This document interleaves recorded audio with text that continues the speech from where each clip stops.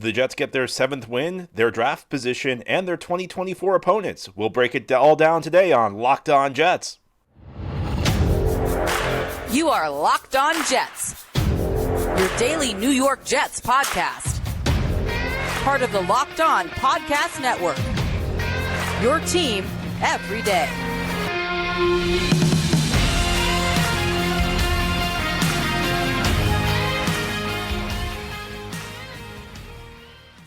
Welcome. This is the Locked On Jets podcast, part of the Locked On Podcast Network, your team every day. It's Monday, January 8th, 2023, and I'm your host, John B. from GanggreenNation.com. Thanking you so much for making the show your first listen or first watch every day. Subscribe to the show for free on YouTube or wherever you get your podcasts so you'll get new episodes as soon as they're posted.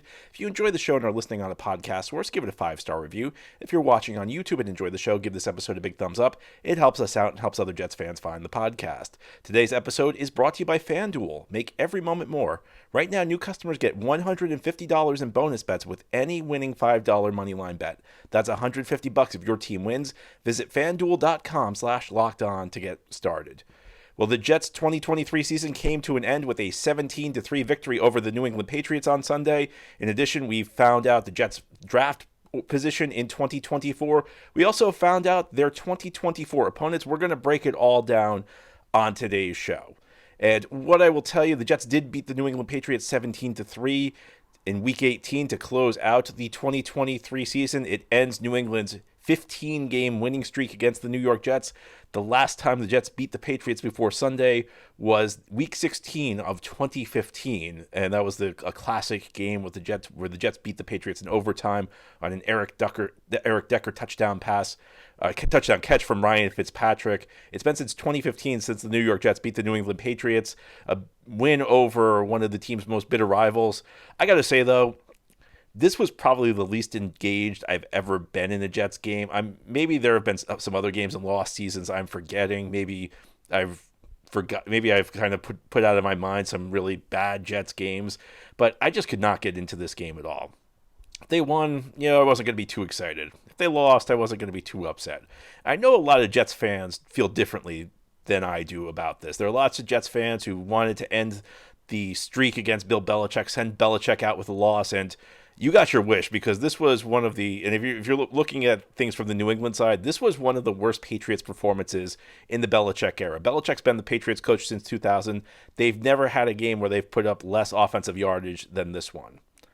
There were also Jets fans who were rooting for a loss for a couple of reasons. Some Jets fans wanted the team to have a better draft pick. We'll tell you where the Jets were drafting a little bit later in the show.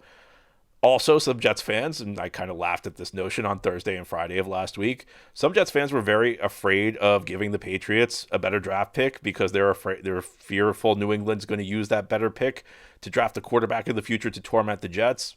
Look, it's possible, but I think we're a little early on that. I would need to see it happen before I'm ready to panic. There's really nothing to suggest at this point that the Jets have facilitated New England to get a quarterback who's going to torment the Jets the next 15 to 20 years. And sometimes the higher pick doesn't turn into the better player. Sometimes you end up making a mistake with the higher pick when you would have picked a better player with a lower pick. We'll need to wait to see how this turns out. I'm sorry, I just couldn't get excited either way. This is a lost season for the New York Jets. You've been listening through the year, and I really appreciate it. You can probably sense my frustration. I'll be honest with you, this is one of my least favorite New York Jets teams of all time in 2023. And I guess I'm kind of happy they ended the season with a win. Beating New England's always good, and I'm not a big believer in tanking, but this was a win against a bad opponent. It was not a particularly well-played football game. I'm just happy the season's over more than anything. I'm happy we get done with this. Jets finished the season with a 7-10 record, not what anybody signed up for at the beginning of the year, and we move forward. I think that this game really was kind of the ideal of Robert Saleh and Nathaniel Hackett. Especially Saleh. We know Saleh's entire philosophy is let the defense win the game. The offense's job is to stay out of the way, don't make mistakes, maybe make a couple big plays in the running game. Well, that's what the Jets got in this one. Jets ran the ball 42 times versus 20 passing attempts. They held the Patriots to 119 yards of offense. Not very good. Again, the lowest in the Bill Belichick era. They didn't really get much from their passing game. Trevor Siemian finishes 8 for 20, 70 yards. that was pretty reflective of how well he played. On the other side of the field, Bailey Zappi, 12 for 30, 88 yards, 2 interceptions. So I don't know who, I guess Simeon won the matchup. He averaged 3.5 yards per attempt and did not throw an interception. Zappi averages 2.9 yards per attempt, throws 2 interceptions. Breece Hall, one of the stars of the game for the Jets. What a season Breece Hall had. He falls just short of 1,000 rushing yards, but has another excellent game, 178 yards and a touchdown on 37 carries. And look, I mean, I told you the numbers. Jets ran the ball 42 times, threw it 20. New England was expecting the run, and Breece still had that kind of game. Breece just a phenomenal back with a phenomenal year. He also added a couple catches. He added 2 catches for 12 yards. So Breece gets a 190 from scrimmage in this game. And, I hate to nitpick about this, but listen, I'm not at all a guy who believes in the idea that you sit your best players down the last week of the season when you're out of the playoff race because you're afraid you're going to get them hurt. I think that that's kind of silly. That said, I mean, I have my limits. I don't know that it was a very good idea to give Breece Hall the ball 39 times in this game. Running backs do have a career odometer. And you also wanted to, I would have liked to have seen Izzy Abanikanda maybe get some more touches in this one. But hey, Breece showed he's great, averaged almost 5 yards per carry. And the Jets leave New England with a 17-3 victory. I don't know what else you could say about this game. It happened. It was a bad weather game. It was a game where you saw 2 of the worst offenses, maybe the 2 worst offenses in the NFL, really live up to their respective reputations. I mean, this was a game, I said it on Friday, I was not expecting more than 1 offensive touchdown in this game. Well, we got 1 offensive touchdown. In fact, looked for a stretch like this was going to be nothing but field goals. It looked like Jets may win this game something like 6-3 or 9-3. A dominant defensive performance. Great job all around by the Jets defense. It's the Saleh ideal. It's the Saleh Hackett ideal. You run the ball effectively, you don't let the passing game get in the way, and you let your defense win. Now, unfortunately, as we know, that's not a sustainable recipe in the NFL of 2023. It won't be a sustainable recipe for victory in the NFL of 2024. It really only works when you play an opponent that's as bad as the New England Patriots. The Patriots are so bad on offense. They're just such a bad football team that it actually can work against a team of that caliber. It's not a formula that's going to lead you to much success against the better teams in the league. Try this against Kansas City, try this against Baltimore, try this against Buffalo. Probably not going to work all that well for. Even though I know the Jets did win one of their 2 against Buffalo this year, but against New England, the final game of the season, a quote unquote U-Haul game where the players are all looking forward to the offseason. Yeah, it could work, especially in the bad weather. And the Jets go out there and get a victory. So yeah, look, I'll give credit to the Jets. They went out there and won a game. They were better than New England. They ended the long losing streak. We've certainly seen, especially the last 2 years, the Jets lose some games to some pretty lousy New England football teams. So good job, Jets. Good job, Breece Hall. Good job, defense. Not a good job for the entire season. I'm glad we're done with this. I'm glad we're heading to the offseason. And now we can talk about how to fix the New York Jets. And of course, the best asset the New York Jets have at their disposal to improve themselves is their first-round draft pick. And there's been a lot of speculation over the last couple of weeks, lots of nervousness among the fan base about where this pick would end up. Some fans were rooting against the Jets to get a better pick. Well, we now know where the Jets are picking. It's in the top 10, even with the win. And we'll go into more detail exactly where the Jets are picking and some of the players we should keep our eyes on as we continue on this Monday edition of the Locked On Jets podcast. This episode of Locked On Jets is brought to you by LinkedIn. At the start of the new year, every small business owner is asking themselves the same question. What's the one move I can make that'll take my business to the next level in 2024? Well, LinkedIn knows that your success all depends on the team you surround yourself with. That's why LinkedIn Jobs has created the tools to help find the right professionals for your team faster and for free. Now, the New York Jets doesn't sound like they're going to be looking for a new head coach or general manager, at least if Woody Johnson was to be believed a couple of weeks ago. Barring a radical change, the Jets will not be using LinkedIn to fill any job listings this year, but you should know that if your business needs to hire somebody, LinkedIn is not just another jobs board. LinkedIn has a vast network of more than 1 billion professionals, which makes it the best place to hire. Hiring is easy when you have that many quality candidates. So easy, in fact, that 86% of small businesses get a quality candidate within 24 hours. It's why small businesses rate LinkedIn Jobs number one in delivering quality hires versus leading competitors. LinkedIn also knows that small businesses are wearing so many hats and may not have the time or resources to hire. Thankfully, with LinkedIn, the process is intuitive, quick, and easy.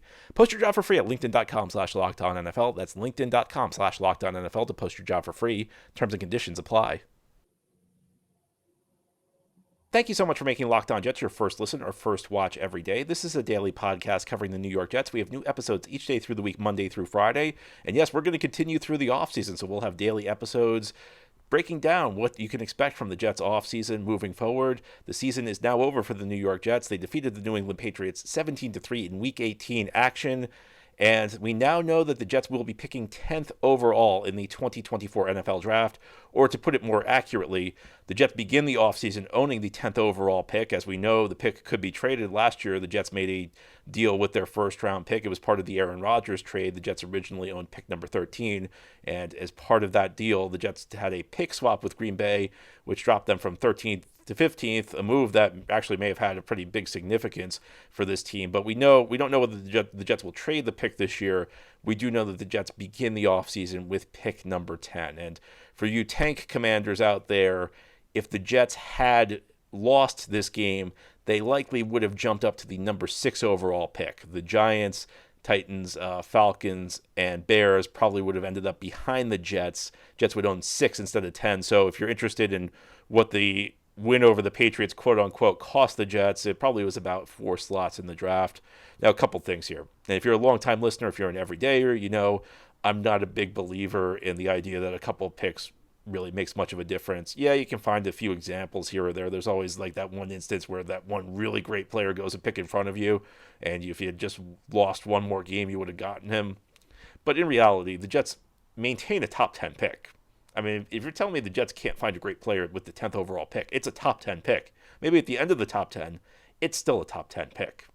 And there are going to be a lot of great players available in this year's draft. So the draft order right now, Chicago owns the number 1 overall pick, and that's actually acquired from Carolina in the trade the Panthers made last year to trade it for Bryce Young.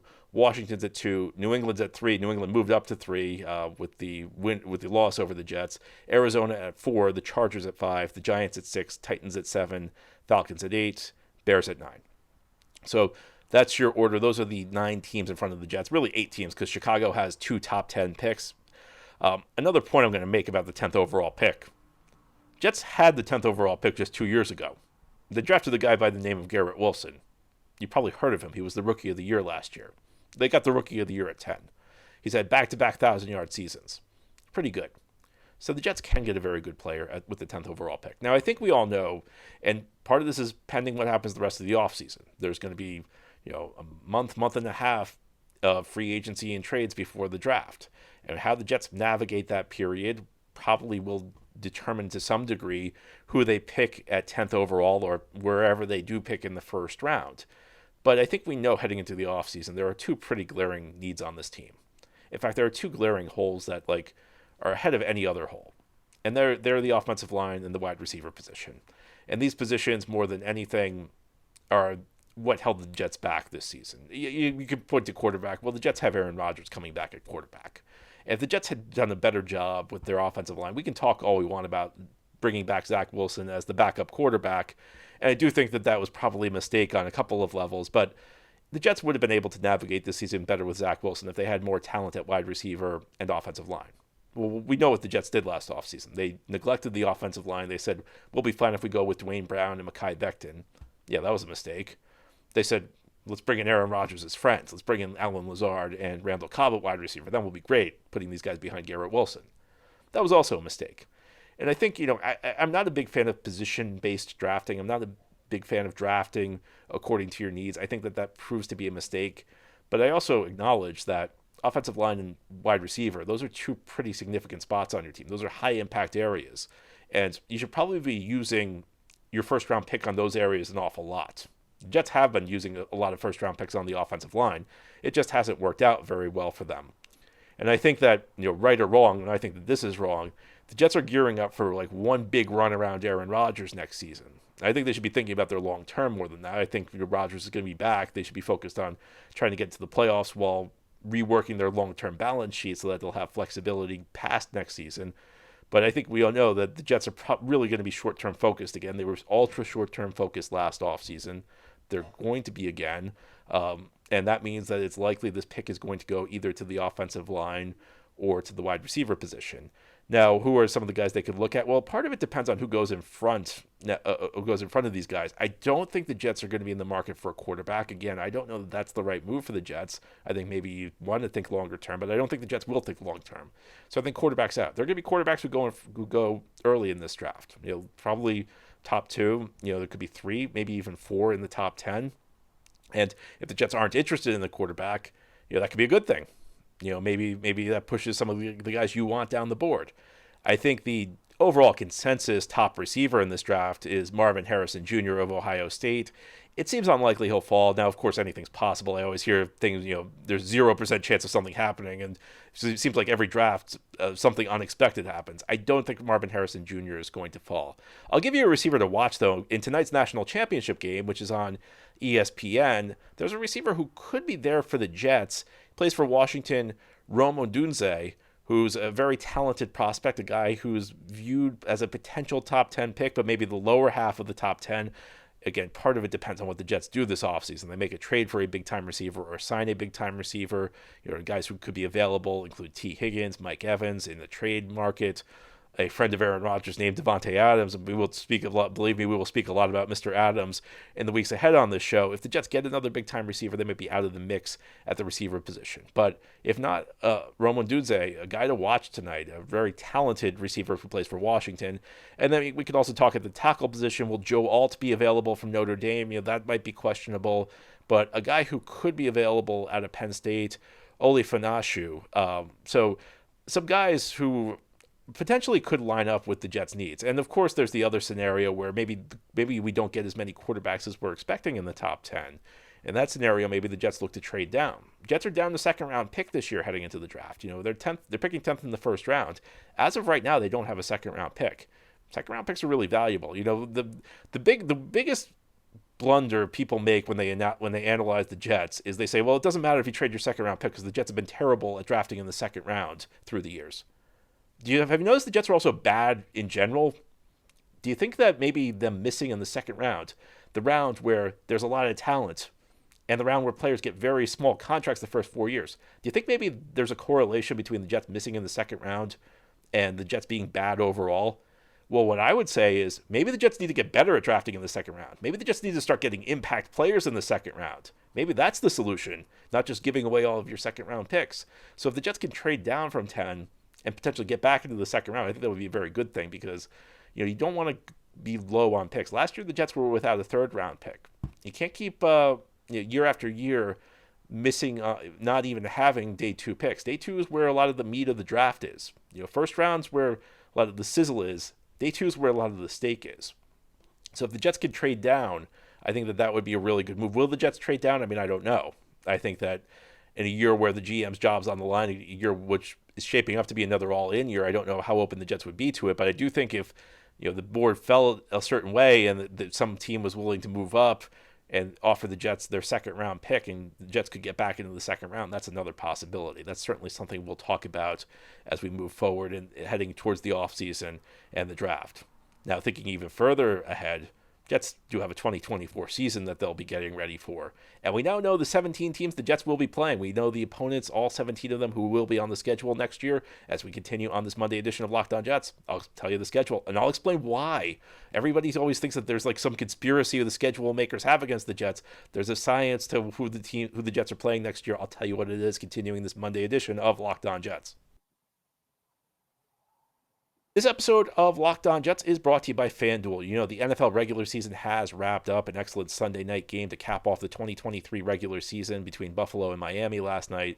But you should know there's still time to get in on the action with FanDuel, America's number one sportsbook. Because right now, new customers get $150 in bonus bets guaranteed when you place a $5 bet. Again, that's $150 in bonus bets, win or lose. And the playoffs are coming up. Jets are not in it. That's bad. But The good aspect of that is you don't have to have stress. You don't have to worry about rooting against the Jets. You don't have to worry about putting money down against the Jets. You can just bet on the teams you think are going to win in the playoffs. It should be a tremendous NFL postseason. And the app is easy to use. There are so many different ways to bet, like live same-game parlays. You can find bets in the new Explore tab. You can make a parlay in the Parlay Hub. It's the best way to find popular parlays and more. So visit FanDuel.com/lockedon and make your first bet a layup. FanDuel, official partner of the NFL. This is the Locked On Jets podcast. Here on this Monday, the New York Jets concluded their 2023 season yesterday with a 17-3 victory over the New England Patriots. We can now turn our attention to the 2024 season, really the 2024 offseason. We'll get to the 2024 season next fall, but we now know the 17 opponents the New York Jets will be facing in 2024. And in reality, even heading into the season, we knew 14 of the 17 games the New York Jets would play. But let's go through the 17 games. Now, I can give you the first 6, and they're the obvious 6. You play 6 games against the 3 other teams in your division every year: the Buffalo Bills, the Miami Dolphins, and the New England Patriots. You play you play each opponent in your division once at home, once on the road. So that's easy. Now, you play 4 teams from an entire division in your conference. So the Jets, each year, they play 4 teams from one division in the AFC, and it goes on a rotating basis. In 2024, the division the Jets face is the AFC South. So they have home games against the Houston Texans and Indianapolis Colts. They have road games against the Jacksonville Jaguars and Tennessee Titans. So why do they get the Texans and Colts at home and the Jaguars and Titans on the road? Well, the last time the Jets played the AFC South was 2021. And in that year, it was reversed. In 2021, the Jets had the Texans and Colts on the road, and they had the Jaguars and Titans at home. So things reverse. They just flip from how they were the last time the Jets played that division in the cycle. The Jets also play an entire division in the NFC next year, and that division is the NFC West. The Jets get the Los Angeles Rams and the Seattle Seahawks at home, and they get the Arizona Cardinals and San Francisco 49ers away. Now, why is that? Well, same explanation I just gave you for the AFC South. In 2020, which was the last time the Jets faced the NFC West, they had road games against the Seattle Seahawks and the LA Rams. And you may remember the Rams game. It's rather famous. It was the game the Jets won. It was their first win of the season after they started 0-13. And that's the game, Braden Mann made the touchdown-saving tackle, and it cost the Jets the number 1 overall pick and a chance at Trevor Lawrence. This time the Rams play in MetLife Stadium, the last time the Jets were on the road. And the Jets also played Seattle on the road in 2020. And in 2020, the Jets had the San Francisco 49ers at home and the Arizona Cardinals at home. So they play them on the road next season. Now, in addition to playing a full division from your conference, so the Jets play the AFC South next year, you get the 2 other teams in your conference who finished in the same spot as in the standings as you did the previous season. So the Jets finished 3rd place in the AFC East. They're playing the AFC South. So that means they get the 3rd place team from the AFC North and the AFC West. You see how that works? So the team from the AFC North that the Jets will face is the Pittsburgh Steelers, and they get them on the road. The team from the AFC West the Jets get is the Denver Broncos, who finished 3rd in that division. They get them at home. Why is this? Well, the same reason I laid out before. The last time the Jets played the AFC South, they're essentially, when you play the AFC South as the Jets, you get the team that finished in the same spot as in the standings the year before from the AFC West and the AFC North. Last time this cycle played out, they had the AFC West on the road and the AFC North at home. So we flip it.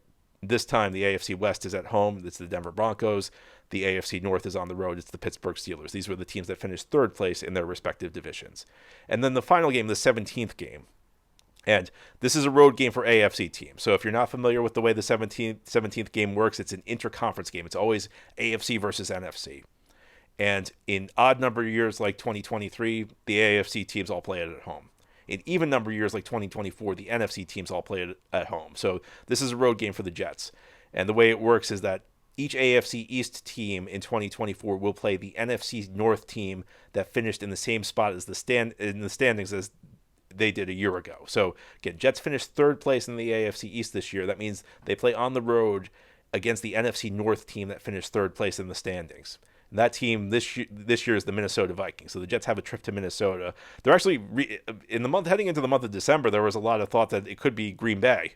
The Green Bay Packers looked like they were primed to finish third in the NFC North before they had kind of a late season flourish. That would have been fun because that would have been Aaron Rodgers returning to Lambeau Field next year. Not to be, however. Aaron Rodgers will lead the Jets into Minnesota, presuming he's healthy next year. Jets will face the Minnesota Vikings, the site of the infamous Barrios game last year. Jets will have a chance to get some measure of revenge against the Minnesota Vikings. So that's how it works.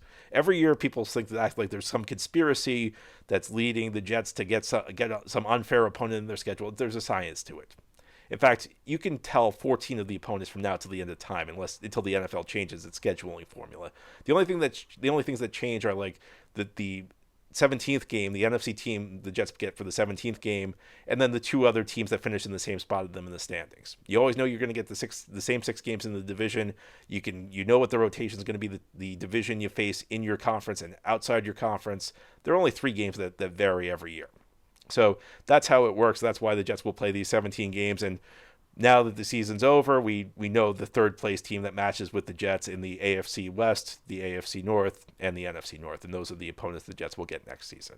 And we'll talk a lot about next season, but first we have a full offseason to get to, and we're going to talk plenty about that ahead here on Locked On Jets. But for today, this has been the Locked On Jets podcast. It's part of the Locked On Podcast Network. Your team every day is our motto. As always, if you enjoy the show, hit the subscribe button where you're watching or listening so that you'll never miss an episode. If you enjoy the show and are listening on a podcast source, give it a 5-star review. And if you're watching on YouTube, give this episode a big thumbs up. Helps us out, helps other Jets fans find the show. Have a great Monday, everybody. We'll be back tomorrow to talk more Jets.